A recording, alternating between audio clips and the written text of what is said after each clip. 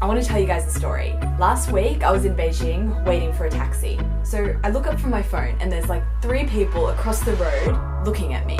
In the past, I probably would have ignored them. I would have patiently waited for my cab to arrive and left none the wiser. But recently, I've been trying to live in the moment and open myself up to new interactions, new people, and new experiences. So instead of ignoring them, I smiled and I waved back. What followed was one of the most poignant and amazing China experiences I've ever had. Across the street, they waved, smiled, and we started having this conversation from across the street. It went something like, 你好，哪国人？澳大利亚人。哇，你说得这么好。After a few minutes of this kind of chat, the ayi invited me to come in for some hot water. 她说我们有很多的开水，来吧来吧。But I told her politely, 不好意思，我的车马上到了。And then the next thing I knew, the ayi was making her way across the street with this empty pickle jar full of hot water in her hands. She said to me, 给你，这样你可以带走。Needless to say, I was incredibly touched by this gesture, a first-hand display of the Chinese 热情 we all know and love. It's that kind and welcoming nature that's really characterized my dealings with Chinese people in the last 3 years of me living in China.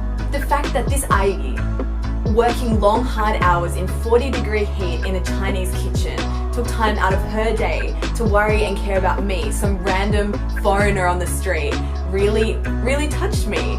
But that isn't the end of the story.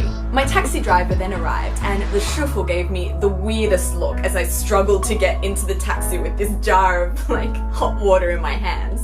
Like, 这个干嘛? So I told him what had just happened and then he asked me, what are you going to do with it? And I answered his question with another question.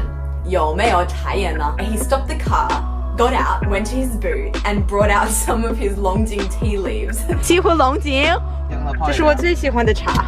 So then we took some of the tea leaves, put it in the jar, and then we shared a jar of tea in the back of his cab, both giggling like little girls. Me, because of what I had just experienced, and him, because he was sharing a jar of tea with a blonde foreigner in the back of his cab.